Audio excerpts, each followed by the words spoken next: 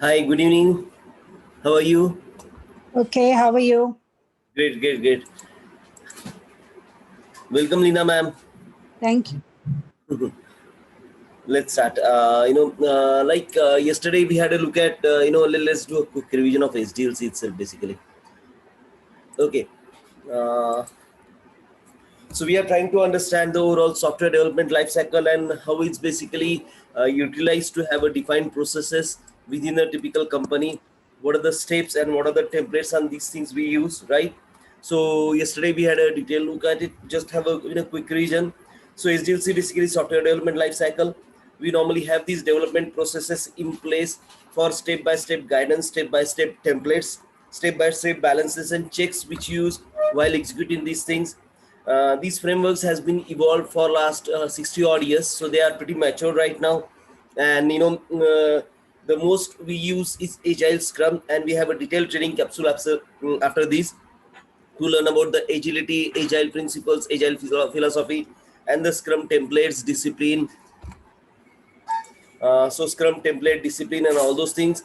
We also have a look at couple of SDLC frameworks, like how they are how they were defined, how they were different from each other. We had a look at waterfall. Then we go to iterative models, spiral model, V model, agile, RUP, and the others basically, right? So let's quickly revise. Waterfall is a sequential step by step. So you finish one step, then move to next step, and so on and so forth. This was really cumbersome because if you want to do any changes in the subsequent phases, you need to let the cycle complete and come again, and this cycle can take up to anything up to from months to years.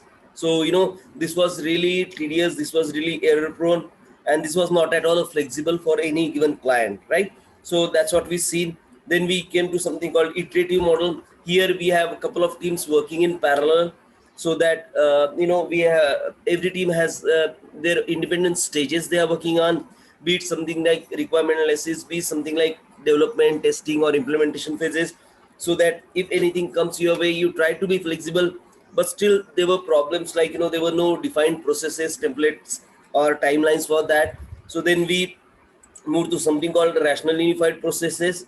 Here we look, this is one of the first matured iterative processes, which enabled many software development firms as well as product firms to migrate their project management processes to RUP. So the way it works, they've relabeled the overall phases, because they have clearly independently marked the phases, and they say each phase can be overlapped with each other as and when we go in iterative way. So they build a kind of resource consumption, cost consumption charts within these phases, so that we can align those things for the maximum ROI and the best possible quality. That's how we look at this RUP. Then we move to Agile.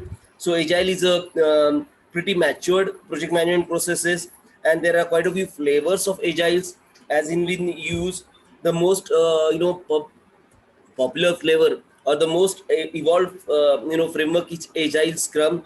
We are going to have specific training capsule for that in depth after this training capsule of QAQC, right? So let's try to understand Agile. Agile is a iterative framework where we build a spiral for an requirement analysis, design, development, test, deploy, review, launch. And these cycles, these phases, we do iteratively. The iterations are not normally more normally not more than 2 weeks, and that's the kind of discipline we follow. There are strict template design for each and every of these actions, and each every roles and responsibilities we have clearly defined, right?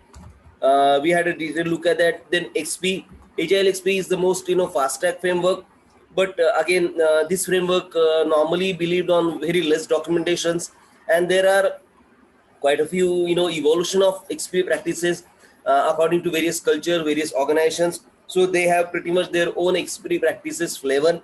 They have their own templatization flavor, because templatization is not uniform in XP, and that's why we move to something like Scrum. Scrum is the most agile matured framework, where each and every role have been clearly defined. We have templates for each and every deliverables. The results are being calibrated and they are reviewed.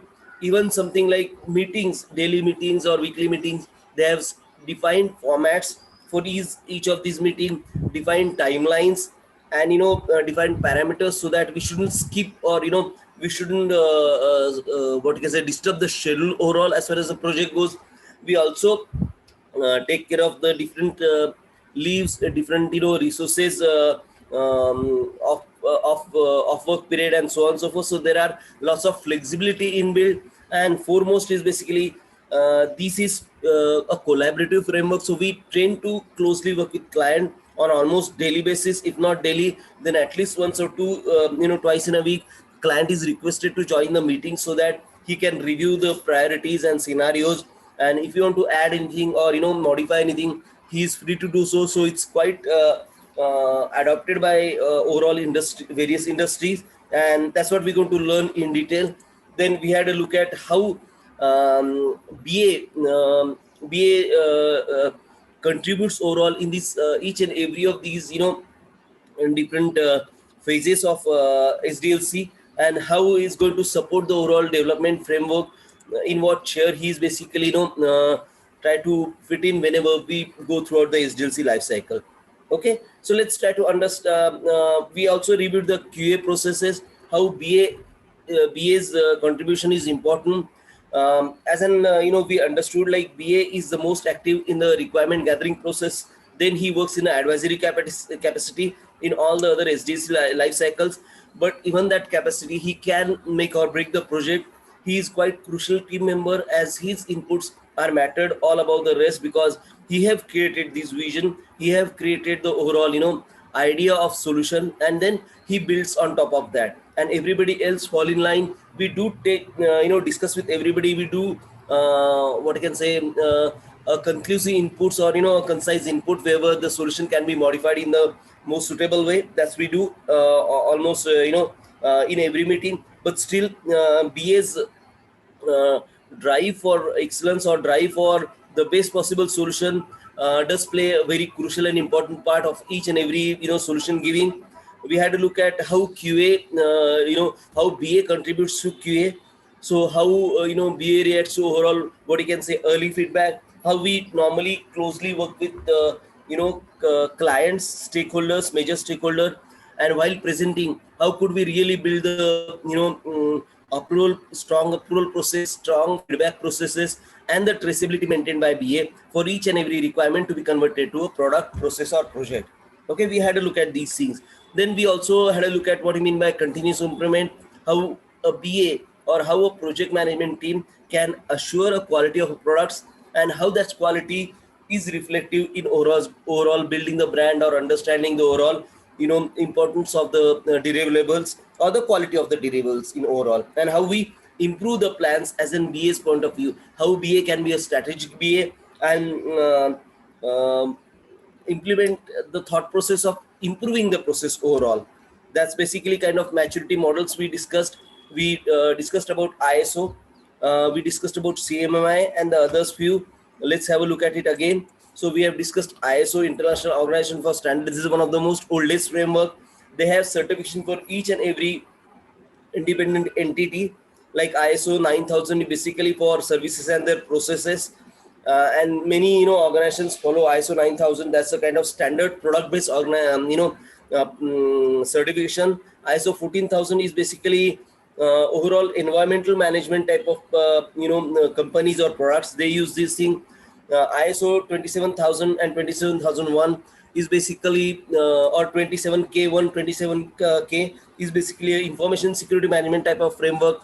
So this framework is used by mobiles and all other handsets, and the routers, and the overall wireless communication type of word, because wherever the security plays a crucial part, right? We had to look at this thing. Then we look at test maturity model, how this maturity came into existence, how I can basically measure this maturity via testing.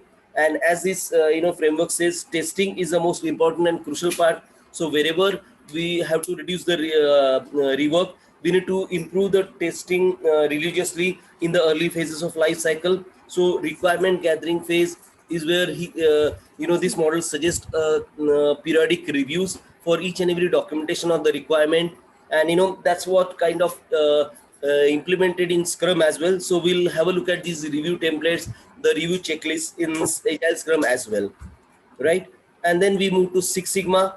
How Six Sigma basically came into existence, how we basically trying to have a continuous what you can say effort in place to have a predictable results, quality outcome, and overall lead to important to business success.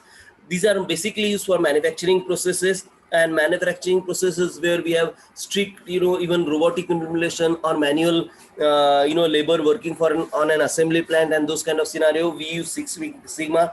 We're going to have a look at this video to understand Six Sigma in detail, and then we'll discuss Six Sigma, and then we'll move to TQM, total quality management. That's this is where we ended yesterday. So let's have a look at this Six Sigma video. Anybody have any questions for me at this moment? No. Okay, great, thanks. We have a pretty slim attendance today. From 9 we are down to 6. It's okay, I believe it's a part of we got quite a few messages, right? They couldn't join us today, and also let's try to cope up with this, and mostly I think we'll revise certain things tomorrow as well, whatever we learned today. So where's that? Here we go, and let's try to have Six Sigma understanding. Imagine you've been tasked. Wait a minute, let me share these things. How do I share this? This is this. I have to stop this share. I have to start this share screen. Where's Six Sigma? Okay, let's try to understand. It's a small video.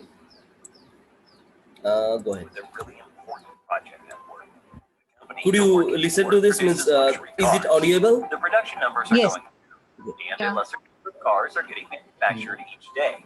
There also seems to be an issue with the quality. Yes, sir. Imagine you've been tasked with a really important project at work. The company you're working for produces luxury cars. The production numbers are going down, and a lesser number of cars are getting manufactured each day.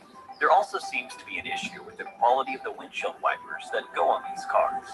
The question you are faced with: is there a way for the company to stop the stall in production and increase the production per day from 1,000 to 2,000? So these guys are discussing a product company of car manufacturer. Let's try to understand, because we use car, right? So we can relate these problems or issue quite clearly. So that's why this is a really good video. Also, is there a way to find out what's causing the drop in the wiper quality? There is. Six Sigma. Six Sigma gives you the tools and techniques to determine what's making the manufacturing process slow down, how you can eliminate the delays, improve the process, and fix further issues along the way. The concept was introduced in 1980 by Bill Smith while working for Motorola. Since then, Six Sigma has seen worldwide adoption. Six Sigma aims to reduce the time, defects, and variability experienced by processes in an organization. Thanks to Six Sigma, you can produce a defect-free product 99.9996% of the time, allowing only 3.4 errors per 1 billion opportunities. Six Sigma also increases customer loyalty towards the brand, improves employee morale, leading to higher productivity. Six Sigma has two major methodologies, DMAIC and DMADB. Let's look at the first methodology. DMAIC is an acronym for Define, Measure, Analyze, Improve, and Control. Let's have a look at each of these stages individually and how it relates to your earlier problem. In the Define phase, you determine what issues you're facing, what your opportunities for improvement are, and what the customer requires of you. Here, you look at the process as a whole and determine the issues with the manufacturing process. In this case, finding out why the cars have varying windshield wiper quality and how to optimize the current process to manufacture more cars. In the Measure phase, you determine how the process is performing currently in its unaltered state. You determine the current number of cars that are manufactured in a day. In the current scenario, 1,000 cars are manufactured in a day, and each of these cars are outfitted with a pair of windshield wipers by one of 30 machines used. Some of the metrics measured are how many cars are produced in a day, time taken to assemble a car. How many windshield wipers were attached in a day? Time that takes them to do so. Defects detected from each machine on assembly completion, and so on. Following this, in the analyze phase, you determine what caused the defect or variation.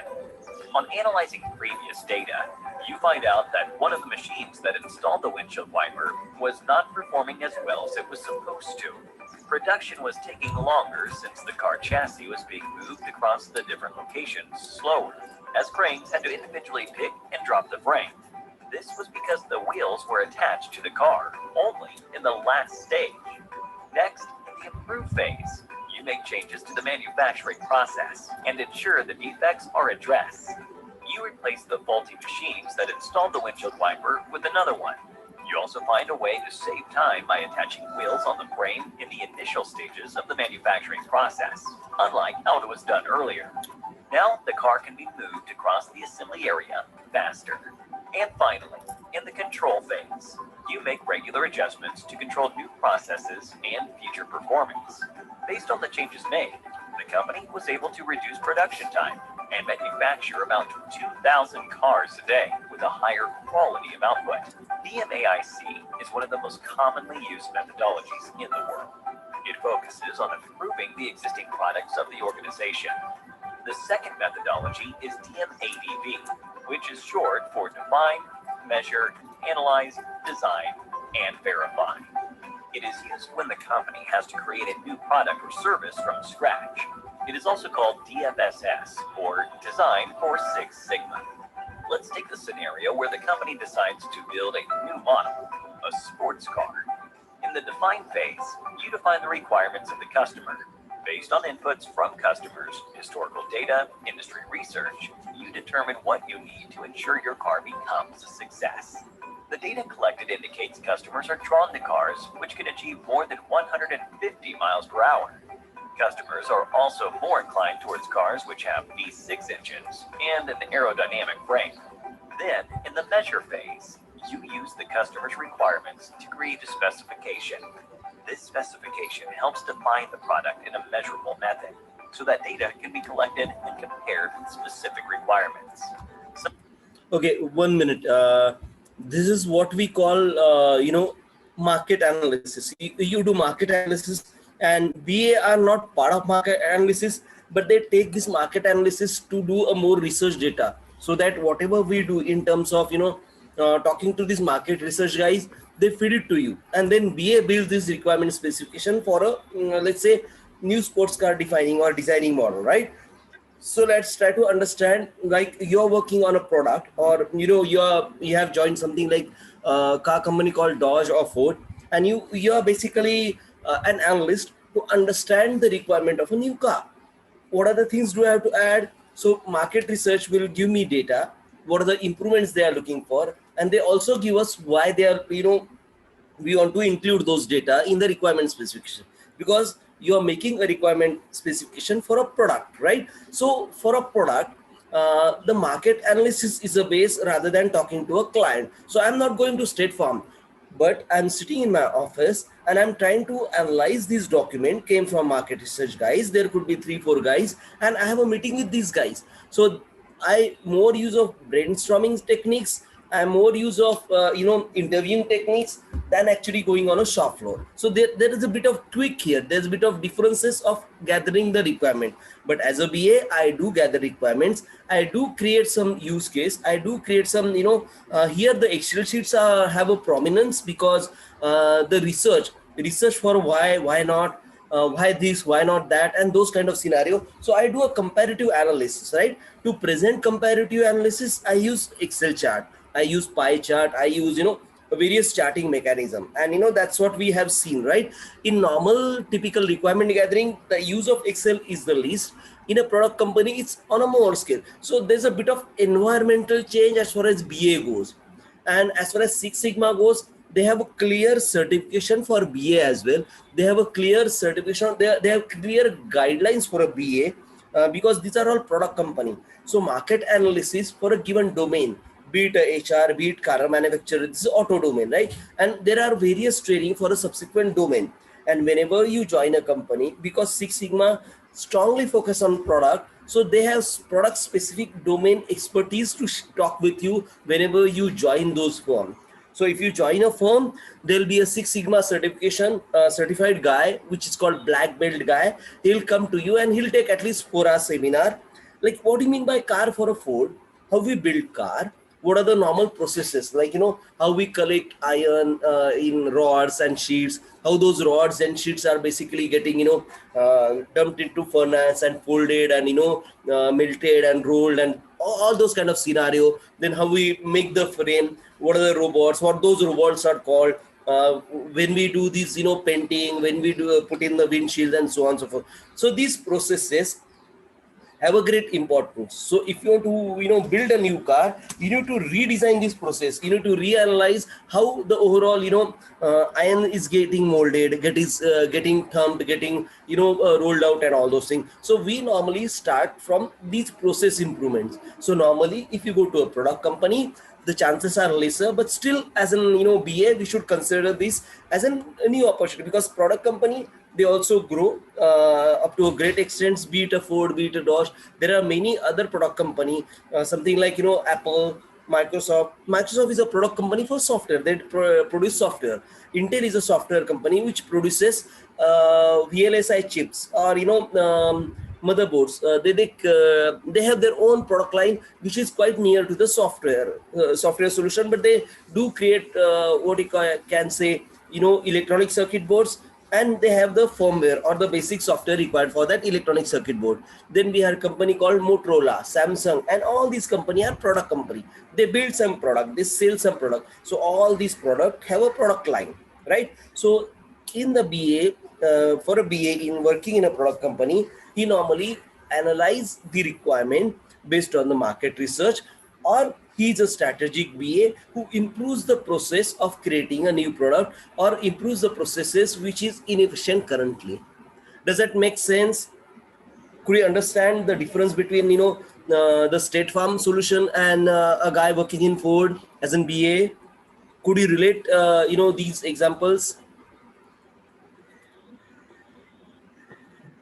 Anybody? Yes. You can understand, right, what we are trying to share? Yeah. Great. Let's go ahead. Let's have a look. What you need to ensure your car becomes a success. The data collected indicates customers are drawn to cars which can achieve more than 150 miles per hour. Customers are also more inclined towards cars which have V6 engines and an aerodynamic frame. Then, in the measure phase, you use the customer's requirements to create a specification. This specification helps define the product in a measurable method, so that data can be collected and compared with specific requirements. Some of the major specifications that you focus on are the top speed, engine type, and type of frame. In the analyze phase, you analyze the product to determine whether there are better ways to achieve the desired results. Areas of improvement are determined and tested. Based on the analysis of the prototype created in this phase, you find that the product satisfies just about all of the customer requirements, except the top speed. So, research begins on an aluminum alloy that could possibly meet the speed requirements of the customer. Following this, the design phase, based on the learnings from the analysis phase, the new process or product is designed. Revisions are made to the model, and the car is manufactured with the new material. The analysis phase is repeated based on the new design. You also bring a focus group and see how they receive it. Based on their feedback, further changes are made. And finally, in the verify phase, you check whether the end result meets or exceeds customer requirements.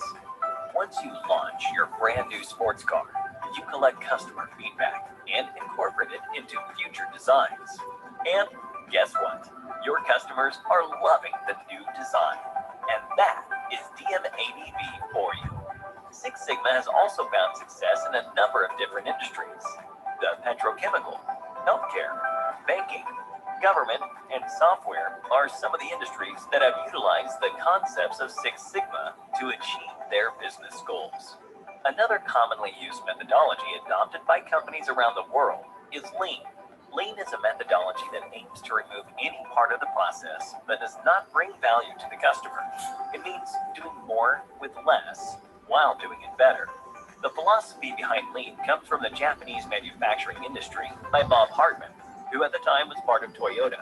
Since then, across the world, services and manufacturing organizations have incorporated Lean within their businesses.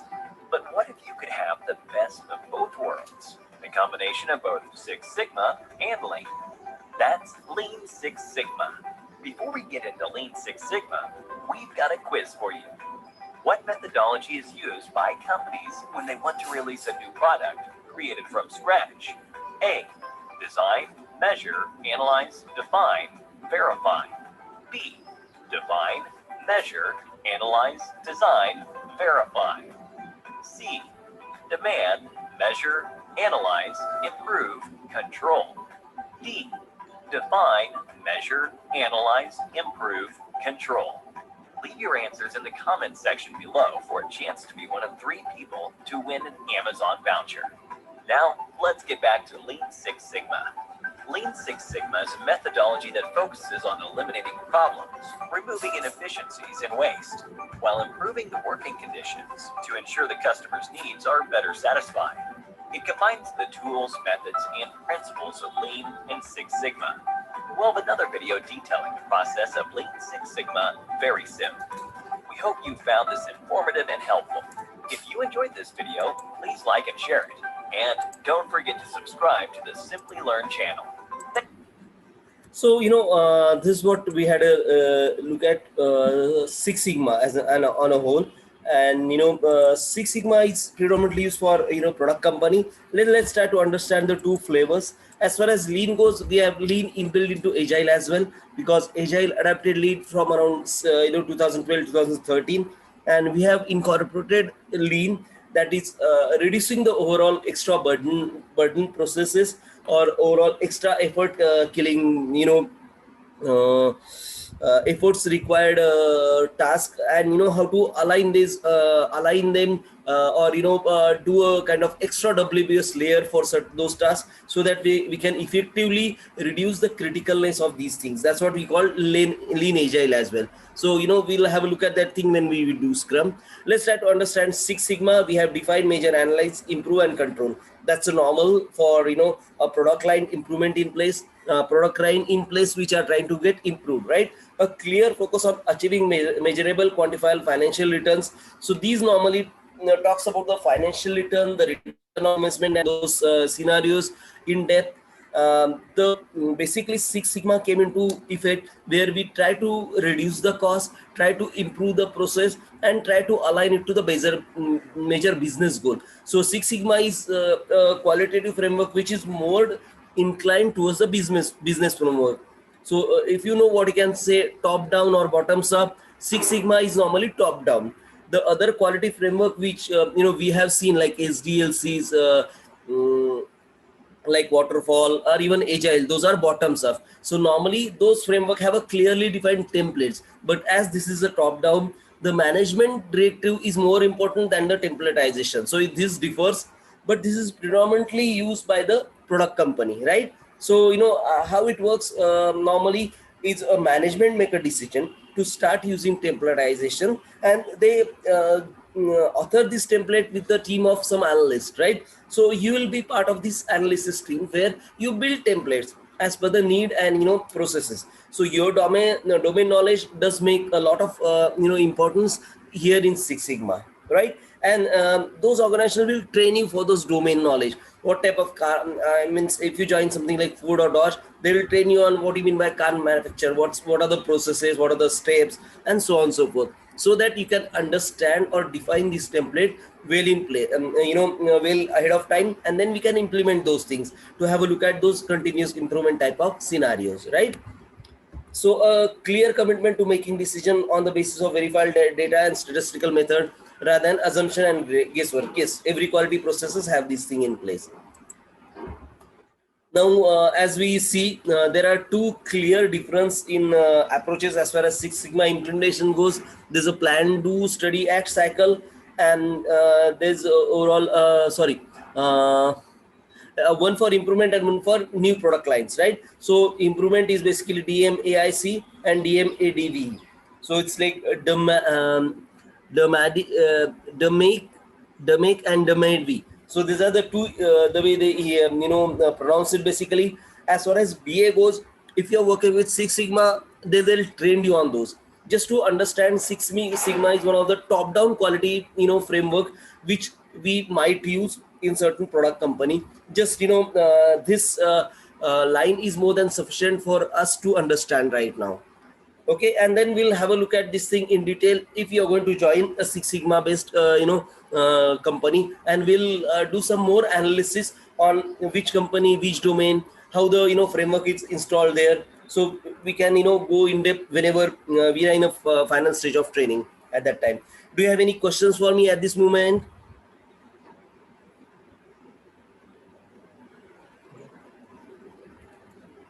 I'll take it as a no. Now, as we discussed yesterday, I forgot to include this thing. So let's try to understand TQM, Total Quality Management.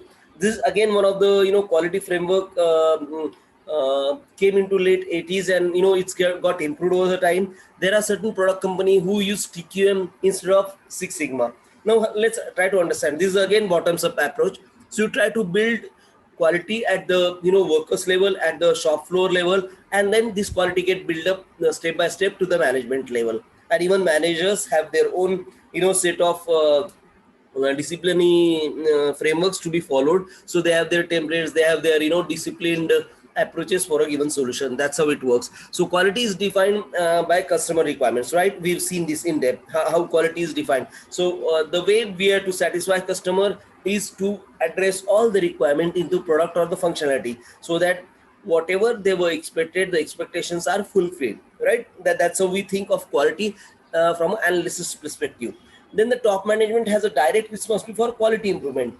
So top management basically talks to the other clients and other top management. So they are kind of responsible, the way TQM feels. They are the most responsible in terms of communicating the quality to the stakeholders, to the clients as well. So increased quality come from a systematic analysis and improvement of work process. Yes, we do improve our construction process, we do improve our analysis process, we do improve our testing process day in day out, and we build some better quality day by day. We present this quality via top management to the client, so that the client ensures whatever products created by Infosys are far better and will be better day by day as well. So those kind of scenario we are talking about. Quality improvements is a continuous effort and conducted throughout the organizations. Yes.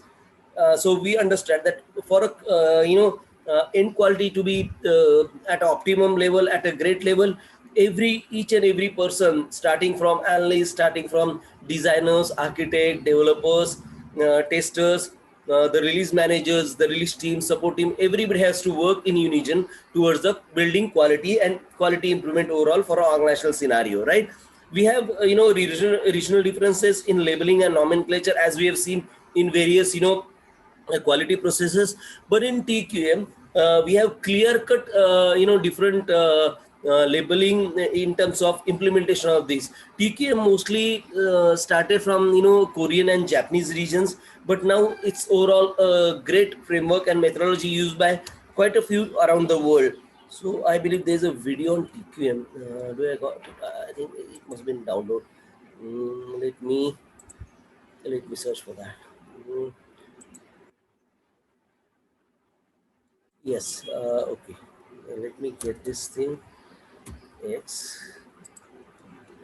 So we're going to watch a video on TQM, so that we'll understand how TQM is different for different regions, and how we can understand TQM for us as an analyst. Let's try to discuss that thing, so that we'll build a better understanding, or better what I can say, implementation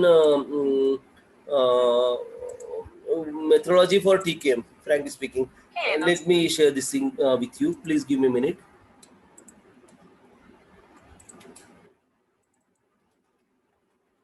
Could you see? Could you see? Welcome back to one. Yes, You we can see the see video, it. right? Yeah. Yes. The video. Today's video is going to be on total quality management. So let's start today's video. Quality refers to a parameter. This is important because quite a few companies use TQM even today also, These are very far and few, but still, if anybody asks you what you mean by TQM, because TQM is also one of the most older frameworks or older quality framework which many use, and they have really good liking, liking for such frameworks. These are again hardly 1% or 1.5% usability overall in the market, but still we should know, means if somebody asks you what are the different frameworks, so we can say ISO, SIM, those are the top two. Then we have looked at Six Sigma. Now let's look at TQM. There are many. There are hundreds and thousands of these frameworks. They've evolved also, but the usages are quite limited. So we are normally going with the best industry practices. We are going to normally go with the best used framework, and specifically we are going with the whatever framework the company or the organization use where you're going to join. That's how we took at this framework, look at these frameworks. And mostly we have partnered with all software giants, so we are 99% going to use CMMI. 1% goes to overall, what's the other one, um, ISO frameworks. And there are some certain organizations which are basically work on ISO as well as CMMI. So those understanding are very much required or necessary. This is good to know. This is good for a discussions point, because there are certain things can be implemented via these frameworks which are really matured enough. If you are doing something extraordinary, like you are in between product and service company, like you do support for some products, right? This can happen. So for this, build a framework which mix and match of couple of templatization or these quality framework policies, and then you need to understand the other frameworks also a bit. But the probability is quite low. But still, let's try to understand. Let's spend a few minutes to understand all these framework, which will make us more quality prone or more understanding of quality implementation overall for a given organizations. Okay, just it's I think 5 minutes kind of video. Just have a look at this and we'll discuss it.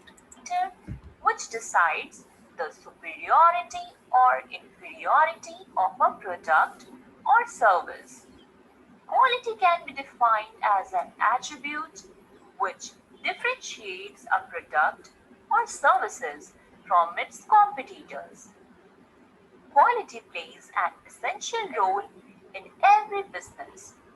Business marketers need to emphasize on quality of their brands over quantity to survive the cutthroat competition of the market.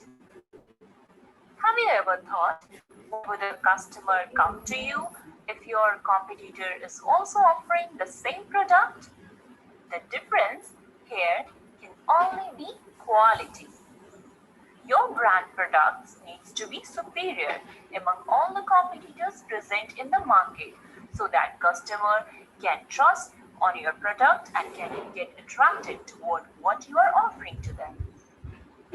Total quality management is defined as a continuous effort by the management as well as employees of a particular organization to ensure long-term customer loyalty and customer satisfaction. Remember, one happy and satisfied customer brings in new customers with him, whereas one disappointed individual will spread bad words about your product and spoil several of your existing as well as potential customers in the market. Hence, it is very important that you provide something extra to your customers to expect loyalty in return. Quality of a product can be measured in terms of its durability, reliability, uses, and so on. Total quality management is a structured effort by employees to continuously improve the quality of their products and services through proper feedback and research. Ensuring superior quality of a product or service is not the responsibility of a single member.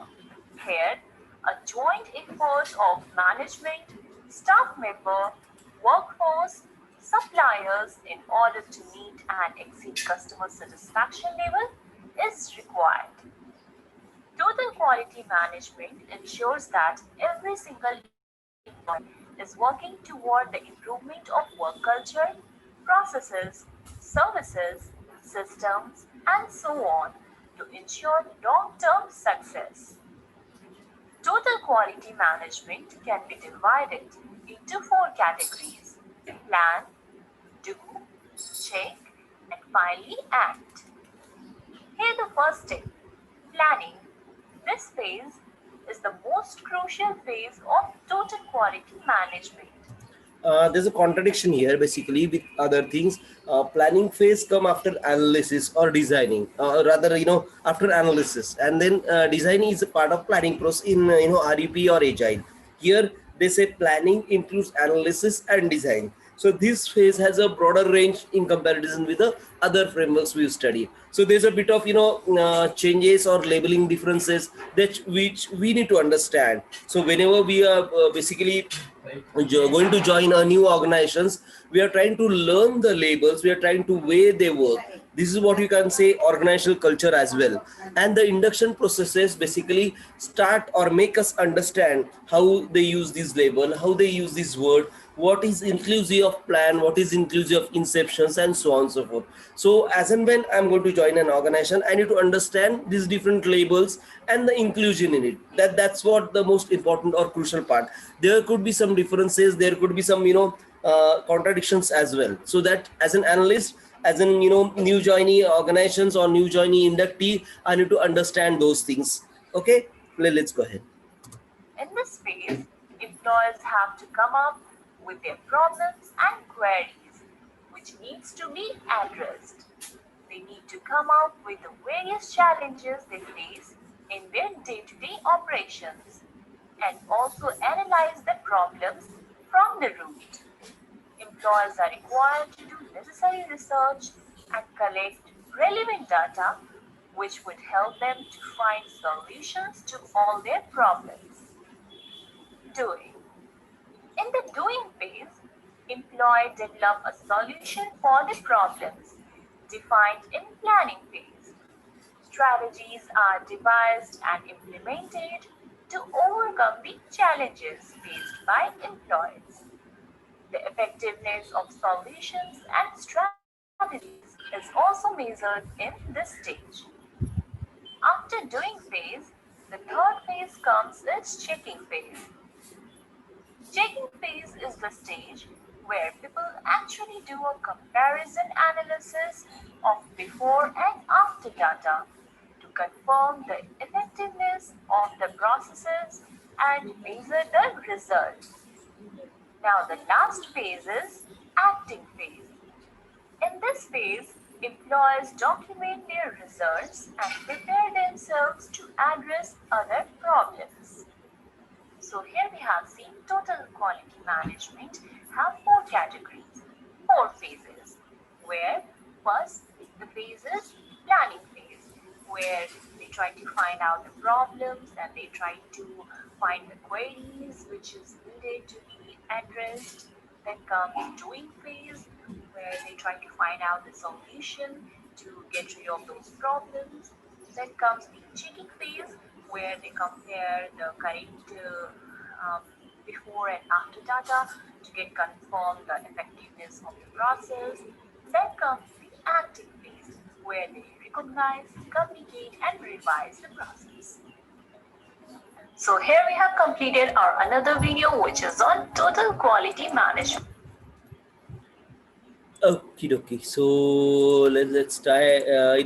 Any questions for me at this moment on TQM? Or let's try to revise. So quality is defined by customer requirements. Top management has a direct responsibility for quality improvement, and they lays down those processes and frameworks. The increased quality comes from everybody, improving or taking active part in the overall improvement of the quality and the work processes. Quality improvement is a continuous effort. It's not a ribbon cutting ceremony. So everybody has to work hand in hand from top to bottom to understand or to build the better quality, right? And there are certain regional differences or there are certain differences between the other quality framework, so that as an analyst or as an employee we need to understand whenever we join an organization. Do anybody have any questions for me at this moment?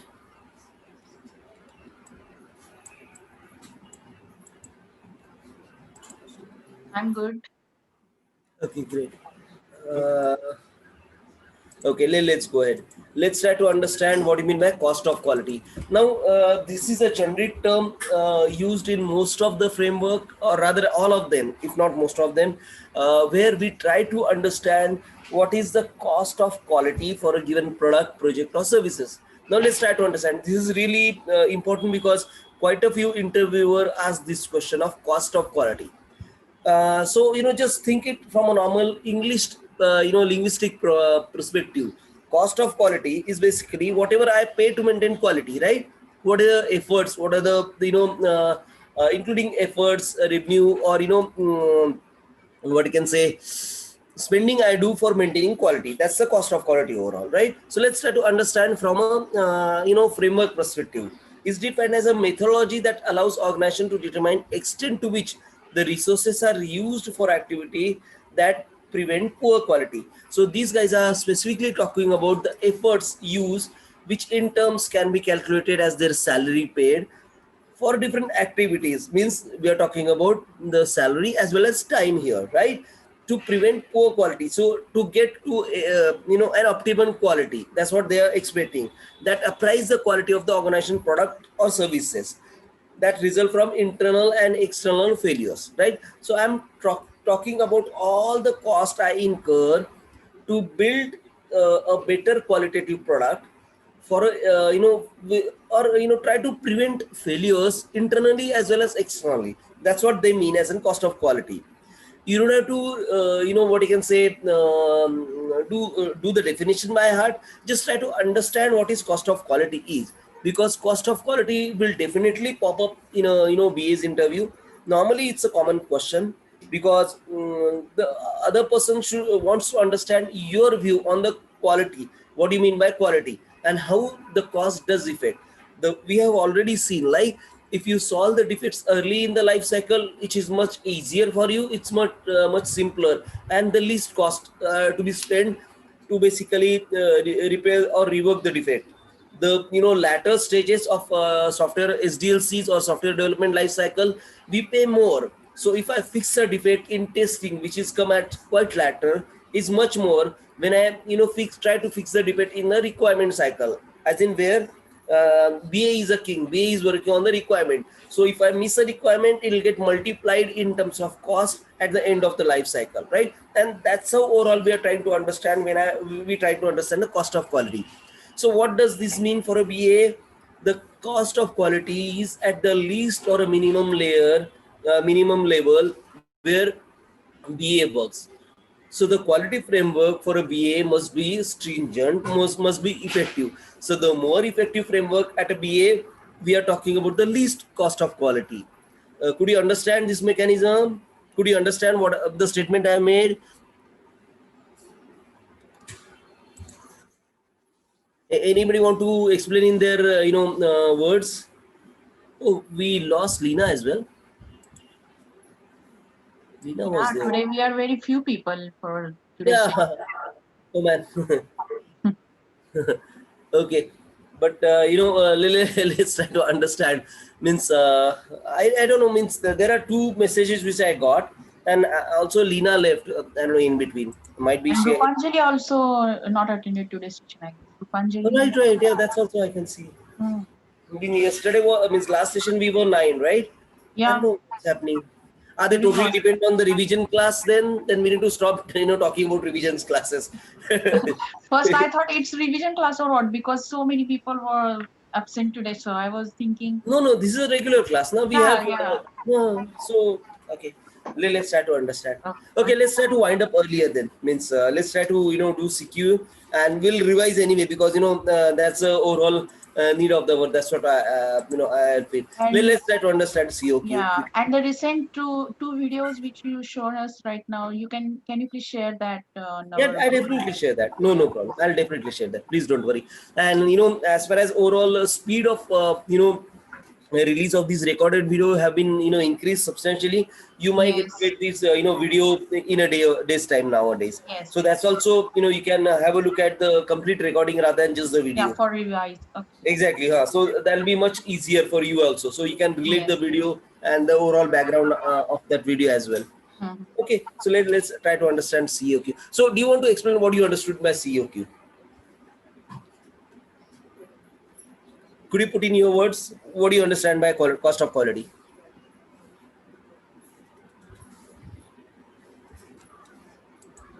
Hello, Pawni? Cost Yeah, which mhm.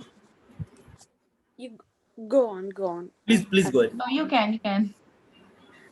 Cost of quality is defined as like if quality means whatever we are giving that quality, right? So based on the cost, did you got?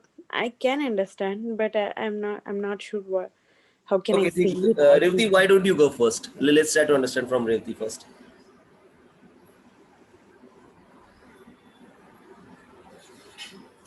Cost of quality means whatever customer paying for products or No. Customer is not into the equation. We are talking about the okay, cost of okay, quality at Infosys, cost of quality where I'm working as a BA. okay. Says, I'll try to explain again. No problem. Yeah. I can understand. Whatever I incur as a cost of building quality throughout the project, product or support, right? Let's consider a standard example we take, right? I go to State Farm to go gather requirement. Then I build a solution for State Farm to deploy on their office, right? Now how quality does affect overall. So whenever as an BA, I go to BA, I try to understand the requirement, I list the requirement, right? If I miss one single requirement out of 8 to 10 or 12 to 15 requirements, that customer, whenever I shared the build product to that guy, he will say, okay, ye kahan pe hai? How where is this requirement have been traced or affected or reflected in my product, right? That's the kind of unsatisfied customer I'm talking about. So wherever I put in efforts to check out whatever the requirements I have collected are full and final, or they are inconcise in nature, so that on, let's say, 25th November, whatever I collected as a requirement has been reflected in a release of a SRS on 30th November. Let's try to understand a sequence here, right? So all the requirements which are discussed on or before 25th November are included in the SRS release on 30th November. Now, whenever I try to trace this thing, I have an audio recording, I have a minutes of meeting. So I have an auditory proof of saying all the requirements are included. And this is the checks I have done as an BA, as in business analyst, right? I check this thing and make sure, okay, whatever the requirements have been handed over to me, conveyed to me, I have included in the SRS, which I have released on 30th November, right? So this means that I'll have taken some extra precautions, some extra efforts to check for these requirement traceability, tally, and listen to this audio file, go through the minutes of meeting documents. Whatever efforts I put in, these efforts are basically reflected as a cost of quality. So I'm trying to maintain the quality, my efforts, because whatever hours I spend, employer has to pay your salary, right? So that's why the cost. So as an organizations, I can understand the efforts you put in, the salary which I pay to you. I'll understand this is what my cost of quality at a requirement stage. Could you relate now? Yes, yes. Okay. Yes, Could you I explain in got it. your words, please? Pony Yeah. ma'am, please go ahead. Yes. Actually, yeah, we are giving a more quality of that. Whatever we Right. get requirements, that we are giving more Mm-hmm. quality, we need more satisfaction on that. Mm-hmm. Great. And uh, uh say to give that more satisfaction to them, so saving a time, everything. Mm-hmm. Did I correct? Yeah, you're going right. Right. Only you have to Yeah. complete that thing. Okay. And implementing more things on the requirements. More checks and balances, Yeah, right? more checks. Yes, whatever Mm-hmm. that's that word. Some words I'm Right. missing that, but how when you say right now, I understand that. Before that Huh. too, just okay, whatever get the requirements. Okay, we are giving a cost of that. So I got it into that way. So Sure. when Great. when you So says that, implementing a process through the checks and whatever they right now you said that, right? Yeah. right. Yeah. And as an time goes, so the effort took by analysts are the least. The effort took by the development are a bit more. Development, the efforts required to redefine or redesign or rework on the solution is much more at a later stage. So earlier I resolve the quality issues. It's better for organizations. So it's kind of reduced cost of quality for our organizations. Okay, does that make sense? Yes. Okay, great. Revati, could you please explain in your word?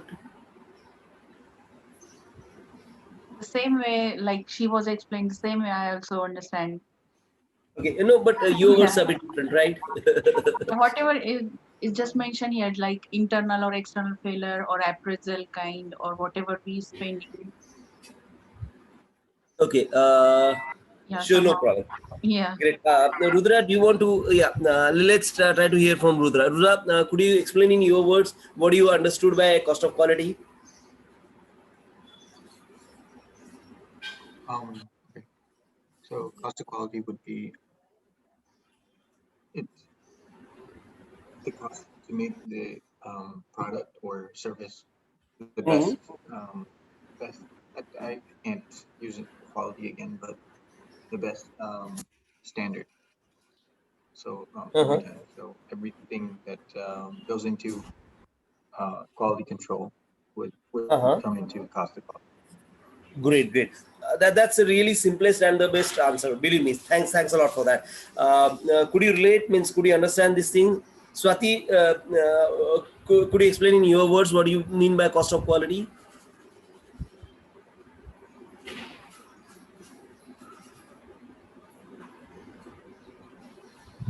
It's the total cost of the quality related efforts and deficiencies. Wow, that's the best answer. Thanks to you. So yeah, what are all the efforts we put in for maintaining quality assurance or quality control basically incurs towards cost of quality. Okay, that's the simplest and the great answer. Thanks for those words, Swati. This is really great. So everybody understand now what do you mean by cost of quality? Yes, we got Now it. whatever we spend in terms of cost, like we have man efforts, we have material because material have cost, and we have machines. So machines have their maintenance cost, their repair cost, and so on and so forth. So these costs incurred in terms of revenue for an organization perspective. So that's why the cost is important, and the early repairing make it least more cost effective, and least effort spending. So that's why as an organization I'll try to address all the quality issue as early as possible in my SDLC. Okay, so that way I can have the more what I can say qualitative burden on the analyst, designers, or the project manager for building better processes, improving the quality from start, so that in latter stages the repair work is the least. Okay, that's how the overall cost of quality concept have been evolved. We'll revisit this cost of quality tomorrow again, so that we can understand in depth, right? Let's move on. So there are two what you can say two parts of cost of quality, like we say QA/QC, right? Here we have something like called cost of poor quality and cost of good quality, but we need to maintain the balance, right? Because we couldn't in practical life we couldn't go to the extreme correctness, and we shouldn't go to the extreme poorness. So that's how we balance this thing. So we try to understand the processes which we are implemented in these two different categories. One is cost of poor quality. Let's try to understand one by one. There are some internal failure cost and there are some external failure cost. And in cost of good quality, we have something called appraisal cost and we have something called prevention cost, right? So we are talking about QA/QC overall in cost of good quality.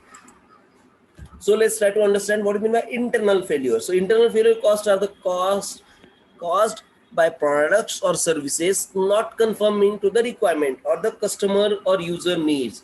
These are specifically on the shoulder of business analysts, because we as a business analyst, we gather the requirement, we understand the need of that requirement and the environment of a requirement of a client, and depict it in a document. So the better I'm at it, the good requirements are captured, and all these requirements are getting transferred into products and services. Okay, so there shouldn't be any gap, and this is the least, or least costly, most effective things BA as an BA I do, right? They would have otherwise led to the customer not being satisfied, because a requirement missed, for a given product, process, or services can lead to a major dissatisfaction for a client, right? Even deficiency are caused both by errors in a product or insufficient efficiency of a process. What do you mean by error of a product? I created a car with least braking efficiency, right? Or an insufficient processes, like I created a car which doesn't look that attractive. Those kind of scenario. So there, I need to curtail this efficiency also in the internal failure, starting from my phase 1 to the last phase, so that all this internal failure has to be prevented by a proactive nature, right? Let's try to understand the other part of it. Cost of poor quality. Cost of poor quality leads to rework, delays, redesigning, the shortage of the resources, because we've used many resources. There are normally failure analysis has to be done. Then how that retesting cost us in terms of cost of quality, how downgrading is going to overall downgrading of quality taken an effective part of overall progress of the product, manufacturing product. And then how downtime is basically contributed to the delays of the overall execution of the product building. So those kind of scenarios. So lack of flexibility and ability also add to the poor cost of quality.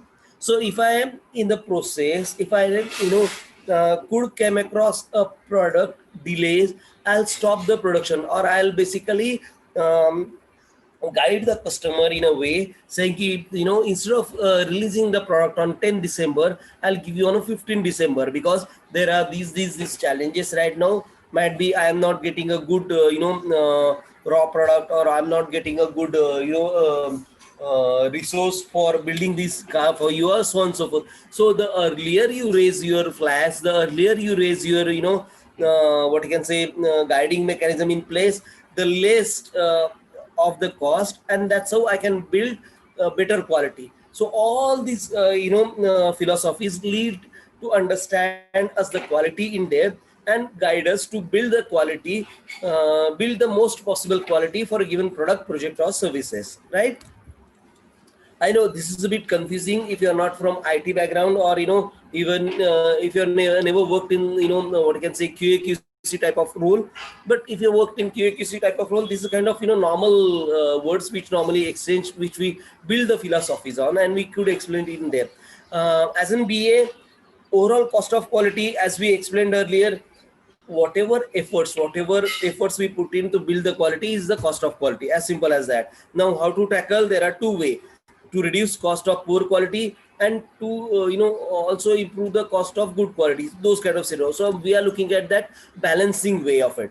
Now let's try to understand cost of good quality. These are basically prevention costs. We are talking about the QA in depth here.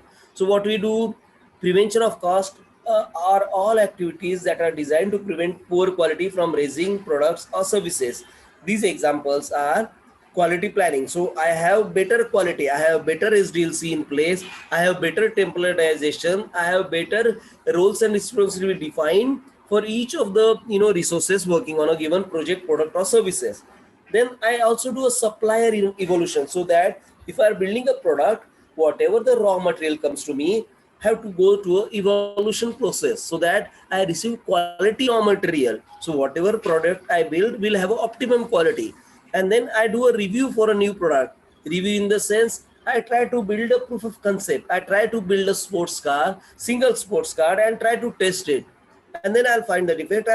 I basically modify my manufacturing process for a single car, and then I go for multiple cars manufacturing, and so on and so forth. So I test it, what I'm trying to build, and then there's called error proofing. I try to reduce error as much as possible in the earlier life cycle of my software processes, right? And capability evolution. So what I do, I train my resources, I build capability of the resources so that the cost of good quality is increased. I try to prevent all the leakages. I train my business analysis more effectively, implement or build a requirement document effective to 100%. The way I see it, if you capture all the requirement, if you verify these things, you got it approved from a client. That's the best possible scenario, and that's what we talked about. Overall, improved cost of good quality, right? So that's the overall understanding of it. Please don't worry of these differentiation and bifurcations. Only cost of quality, if you can remember, that will be more than enough for a given interview or these things. We can read these and start working on this in depth afterwards also.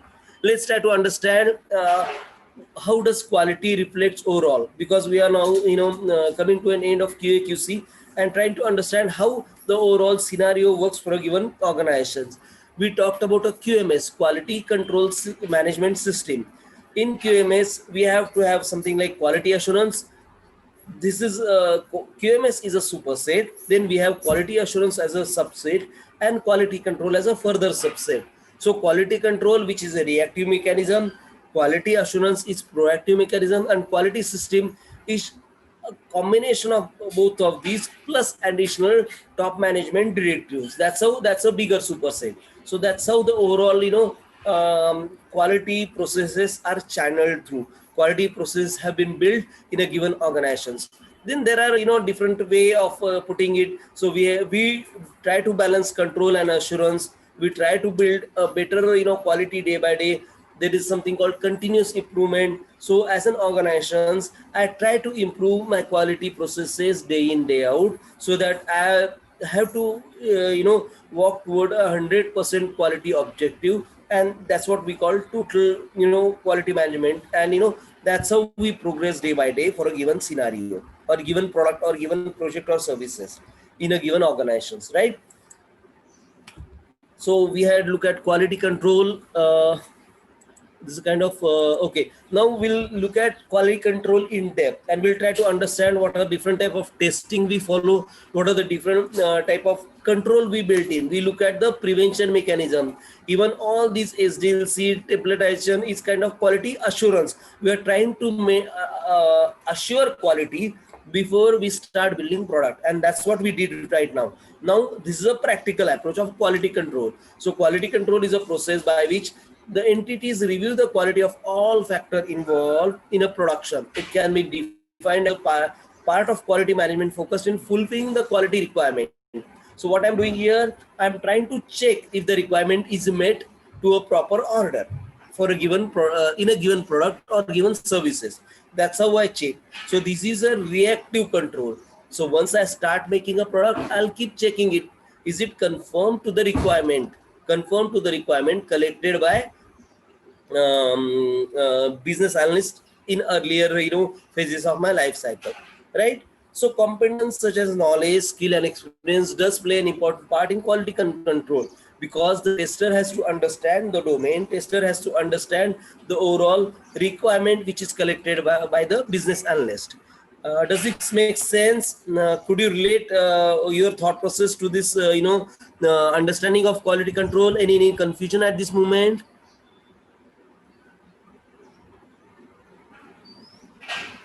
Could you understand what I'm trying to tell you? Yes, we are trying to understand. Yeah. Okay, great, no problem.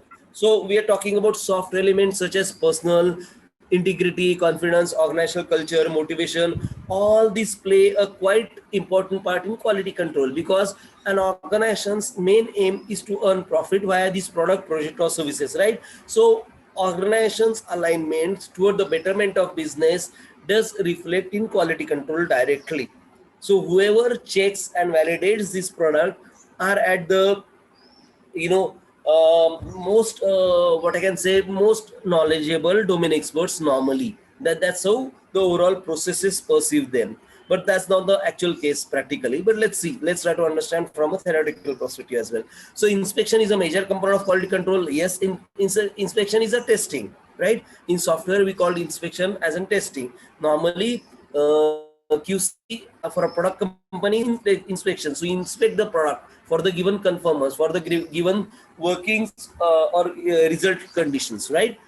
Then product inspectors will be provided with the list and description of unacceptable product defects. So all these inspectors are normally trained on the deviations or trained on understanding of a product, so that what are the range their functionality lies in. So let's say if I'm looking at a pen manufacturing company, I must understand what should be the length and breadth of a pen, what is the minimum, what is the maximum length of a pen, what is the weight of a pen, how should it write, how fluent, what is the length of writing ability I need to provide with the given pen, and so on and so forth. So these are qualitative checks, have to be labeled, and these labeled, mentioned or written down somewhere, and these we need to check this output of the given product against these things. These are what we call test cases, right? We talked about these test cases, we discussed this thing. So test case are coming from the requirement document made by BA. So all these requirement converts into a test case. So when I say my iris scanner need to scan each and every eye, so there'll be a test case of eye scanning in a test case report. And whenever this quality control guys run this test case, it's called test run report, right? And they say, is it passed, is it failed, right? And then this makes sure that product is confirmed with the requirement gathered by the BA.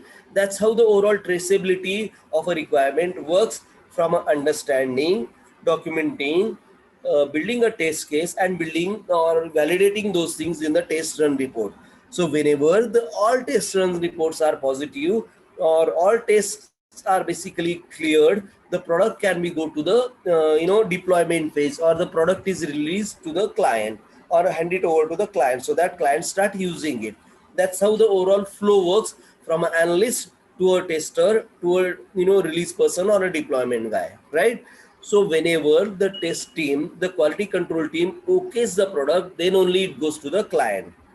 We understand this, right, from our day-to-day activity as well. Okay, now let's try to understand different type of testing.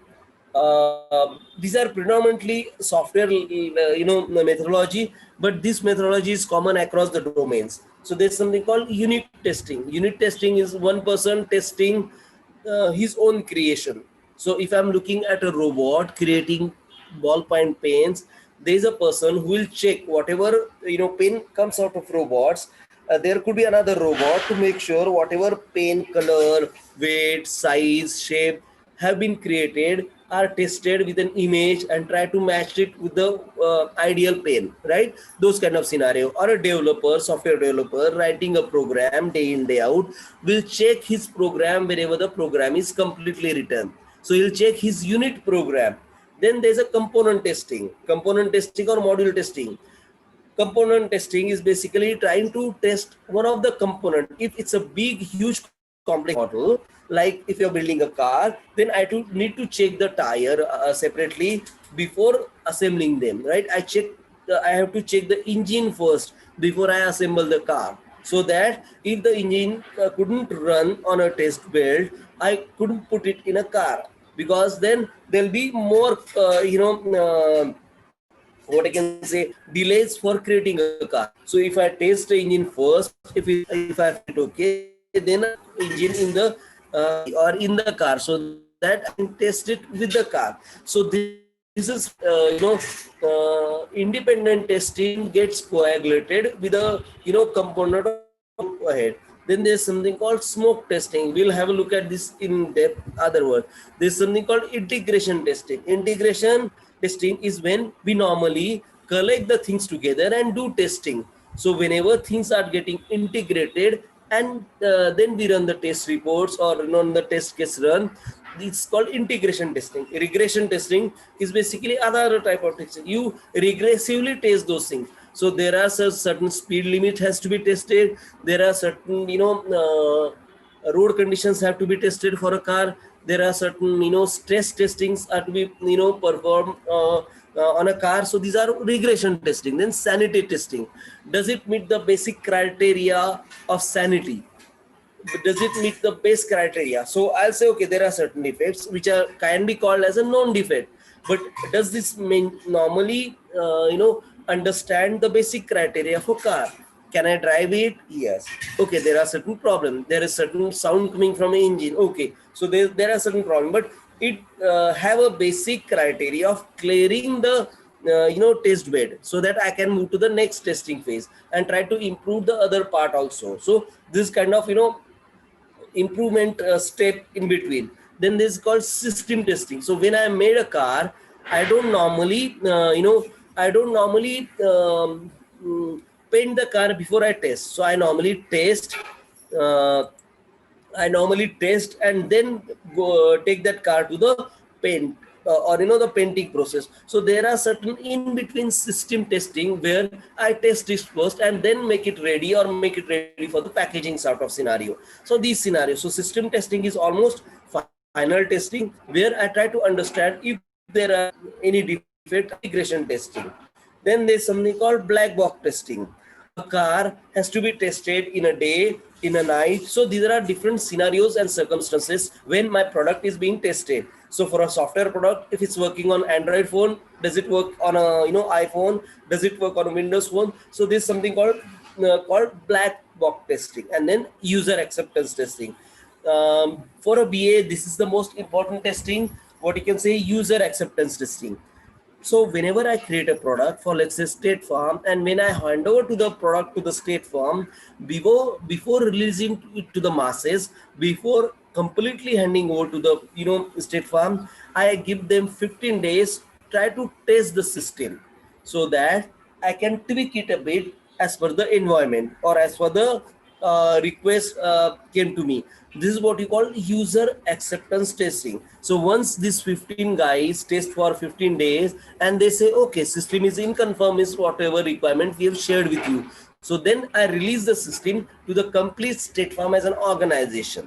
Now release means I give them all their login name, password. I keyed in all the data required for the employees, and then it can go live. This is what you can say. Go live is a normal terminology used for software or the website, so that whenever that product, project or service released to the masses or released to the complete client base, right?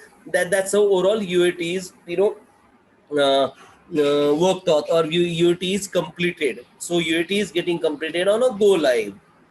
Does this labeling make sense to you? They are more or less English like, but yeah, there are a couple of words we need to understand. We need to learn, like black box, or I think integration, or a module testing, or a unit testing. These are the kind of new word which we need to learn. But overall, testing is just to making sure whatever the product you have created is in line with the requirement. As simple as that.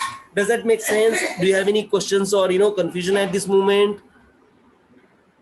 Ravindraji, can you repeat smoke testing? No, smoke testings I haven't described right now. Okay. I'll explain it further. Okay. Even sanity testing, I have not explained it in depth right now. Yes, these two testing are specifically for specific environment. Let me come to that afterwards. Okay, no problem. Any other confusion? Okay, let's move on step by step. Let's try to understand each and every testing in depth, so that we will relate ourselves for a testing in a practical scenario, right? So let's try to understand. Unit testing ensure that each part of the code is developed in a component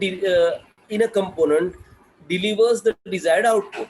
Component in the sense, if I'm talking about a pen, if I'm talking about a car, I'm talking about a single component. So at one part of a car manufacturing, I build tires, right? Tire is one of the part required for the car. So whenever I build a tire, I need to check if the tire is in black color, if that's a requirement, if the tire is a circular, if that's the requirement. The tire normally gets fit with the tube. So does that tube fits with the tire? Or if it's a tubeless, then can I fill the air to the optimum measure quality. These are what you can say unit testing. For a software programmer, whatever he written as in code, he has to check this by himself. So there are tests which run on this level called code standardization checklist, or every check, every testing got their test cases, test and generate test results, right? So every quality control mechanism have their controls or checklist which has to be passed to take it to the next level. Unit testing is a kind of initial level which you are talking about. Okay, so in unit testing, the developers only look at the interface or the specification of a component which is the code is in line with, because at this moment it's not a working product, right? A tire can't run on itself, right? So for that I need to have certain supporting mechanism where I can put this tire to. It can be a robot, it can be a machine, which has to be checked for the size, shape, and the pressure points and everything, right? Those scenario. It provides documentation for a code development. For a code, you normally include some documentation or a code standardization methodology. So those things has to be checked whenever I try to do programming as an independent developer, right? Nowadays, due to COVID, every developer works from his home. So whenever he commits this code to a server or a cloud, he has to go through certain checklist. This is what the unit testing they are referring to. Let's try to understand from this tutorial. Okay, give me a minute, please.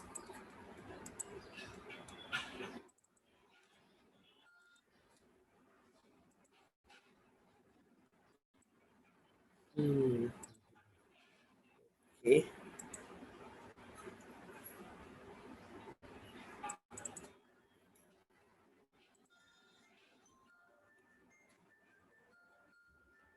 On unit testing. But before we proceed, let's go ahead and take a look at the topics which unit testing. There, we will learn what unit testing is, why unit testing is really important. After that, we will do a small demo on how to write simple and easy to understand unit tests. And finally, we will end this session by talking about best unit testing frameworks available in market. So let's not go into depth. This training is for a software unit tester, but let's try to understand how unit testing work for a given scenario. And let's not go to the framework, because they have many such frameworks available. If you have got selected to Infosys or something like, they have their own framework utility and they have their own training. So let's try to understand just the unit testing and how the unit testing is performed in a typical software company. Okay, let's try to do that. hope agenda was clear to you guys. Let's get started then. Before software is released, it undergoes rigorous testing. I'm sure you guys know that. Testing is an integral part of any successful software project. Software testing basically is the process of executing the software or any sort of application to find if there are any bugs or some sort of. So before software actually goes public, programmers hover trying to find out every bug there is. They check for any mistakes and problems in the design and the functionality of the software. Until then, product will be available for commercial use in the market. So guys, there are 4 main stages of testing. So you need to perform this testing, only then you can say that your product is ready for the market.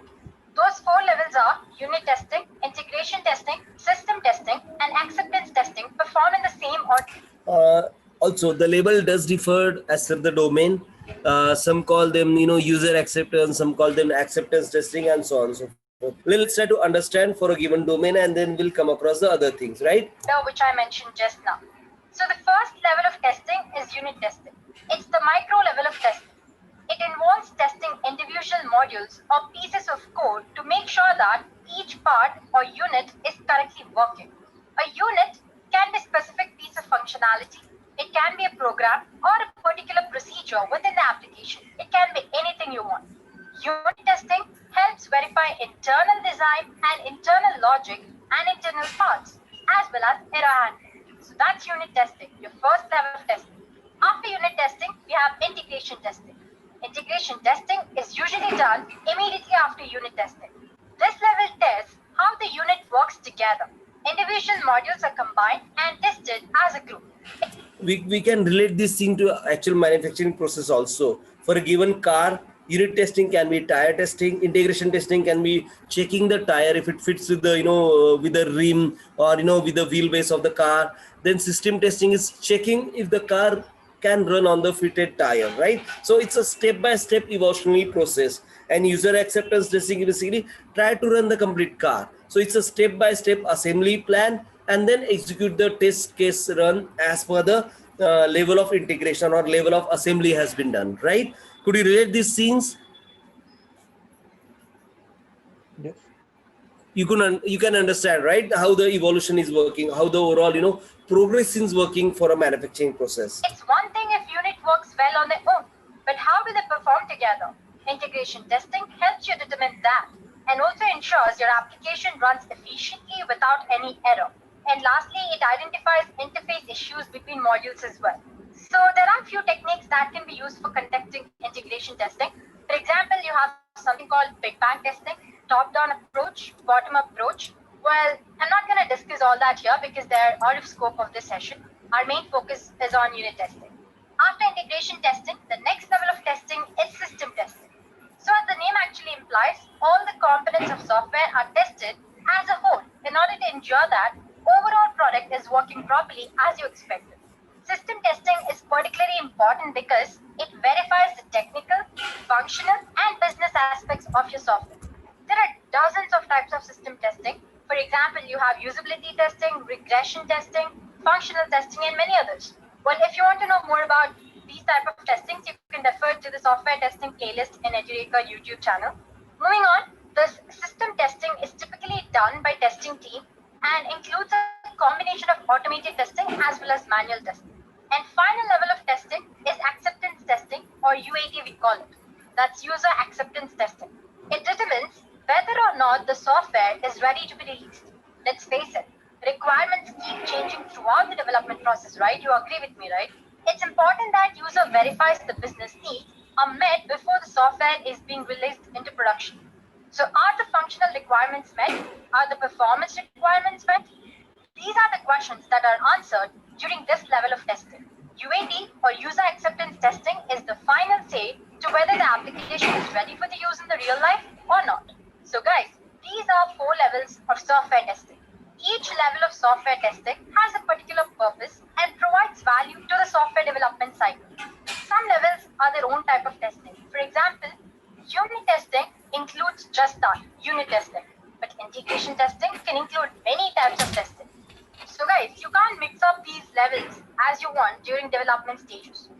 There's a logical sequence that you should stick to in order to minimize the risk of bugs cropping up just before the launch date of your software.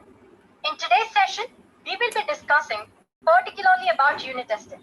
But before we get started setting up our environment and writing any code, let's define exactly what unit testing is, why is it worth doing, and how to get started in incorporating it in our software projects. So let's get started there. So the most basic type of testing is unit or component testing. The goal of unit testing is basically to segregate each part of the program and test those parts individually to check if they're working properly or not. So it isolates the smallest piece of testable software from the remainder of the code and determines if it behaves exactly as you expected and according to your requirements or not. Generally, those small pieces of software that I've been telling before are usually referred to as unit.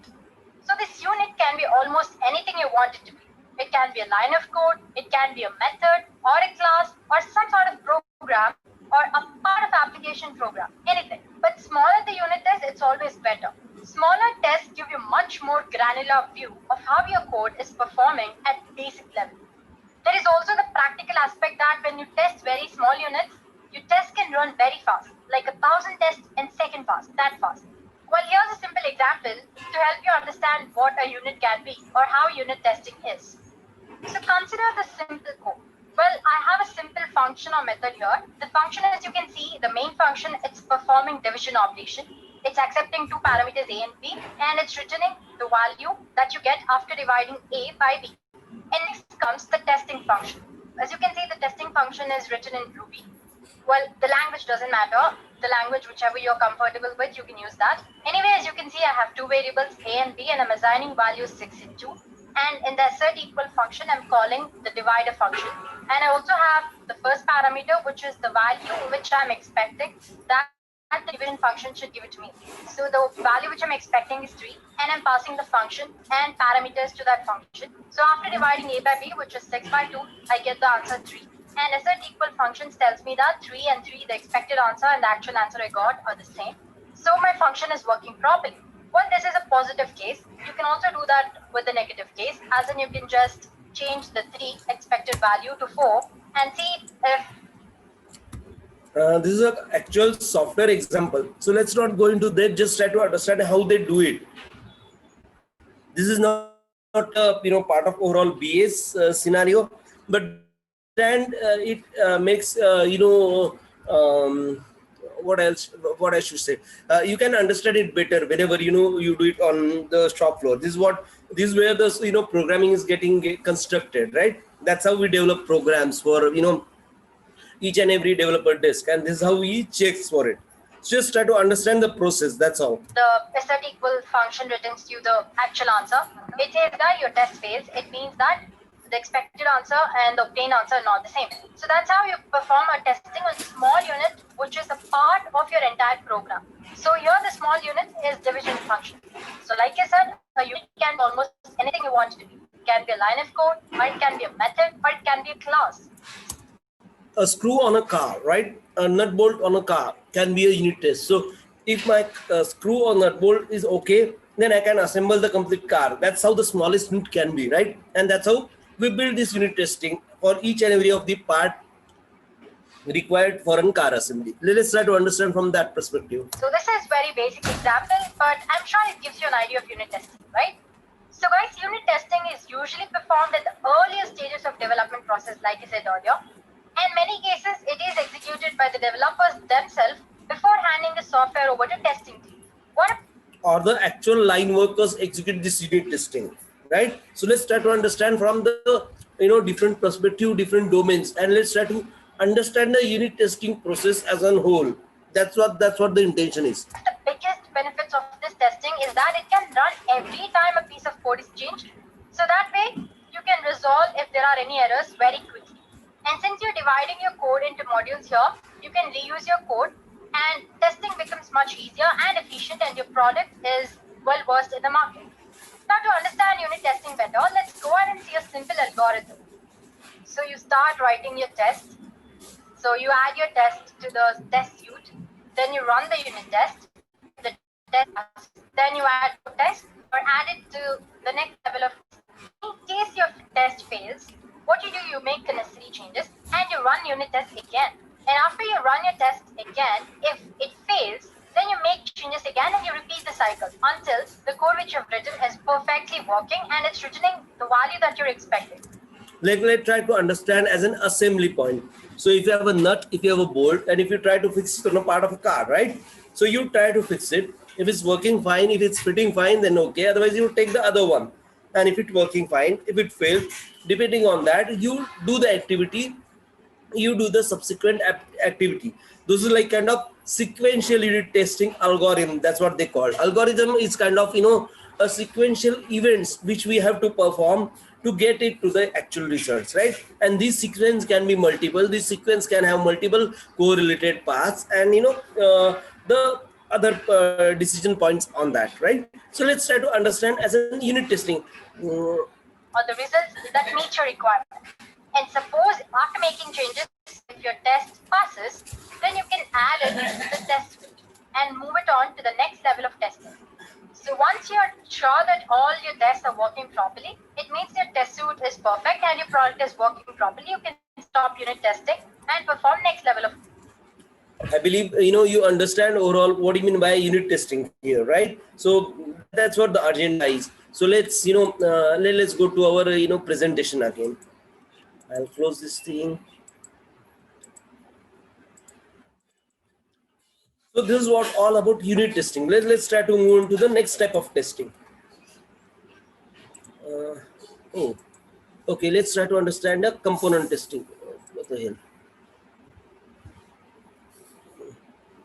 Did I make some different thing?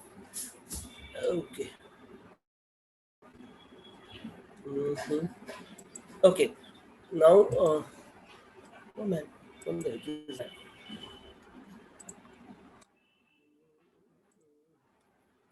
Give me a minute, please.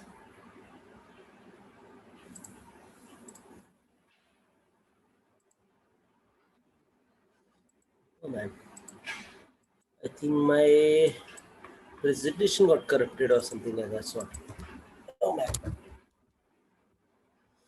Okay, this thing happens. Okay, let's try to understand. Okay, so we talked about unit testing, right? Then the component testing is basically a kind of next level. So what we do, we try to unite a couple of unit test results or a couple of components like nut, bolt, or the tire assembly, and then move on to the next level. This is how the testing progresses. Okay, and so on and so forth.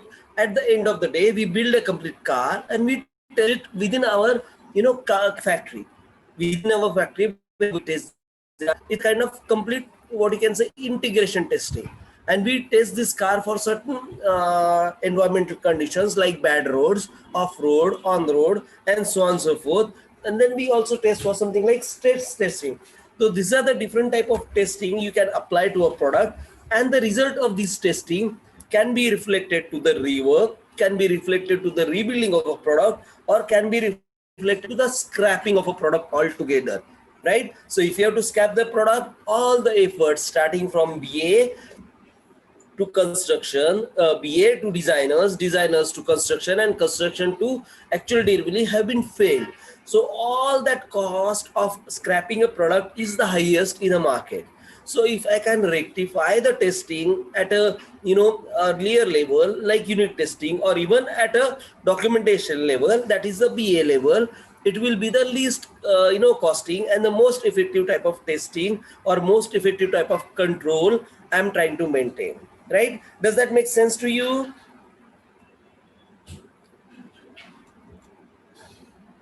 Hello? Yes. Okay, so this is how the overall testing works, right? So how should I say it? Let's try to end the session here today. Let me share this video with you. Rather than software testing, I'll try to find some more unit testing type of video and share with you on on our group. And let's try to understand how let me give you homework. Could you please try to translate QA and QC in your words and try to explain in a 5 minute tomorrow, so that we'll revisit these things again and we'll try to understand better how QA and QC working and how COQ, cost of quality, is working for me as in my understanding. Could we do that thing tomorrow?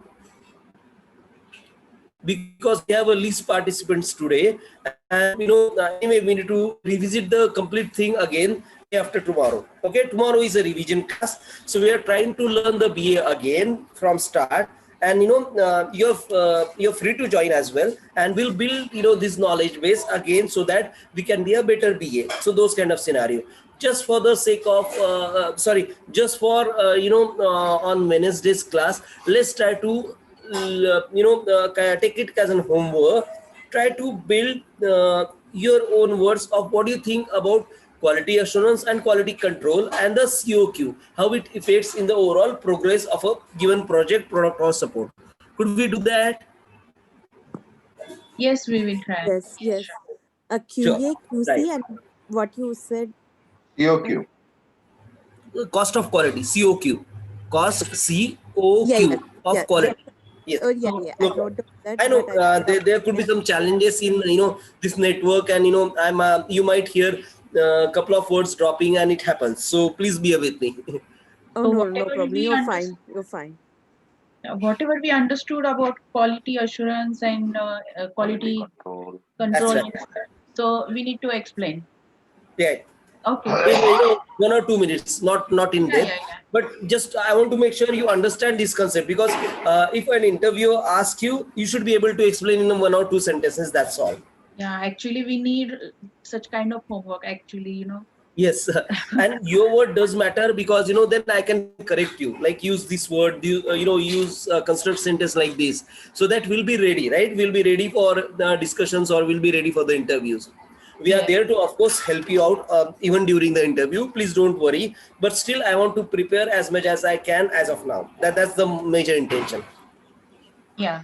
Okay, so let's Okay. stop today. And pardon me, I don't know why many of us are absent, but let's try to do this thing again tomorrow. So we will revisit whatever we did today so that you'll understand also in a depth. Okay?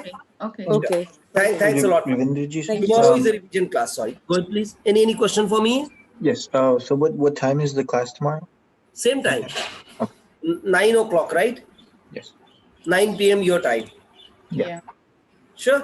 So let's come again. And tomorrow is a revision.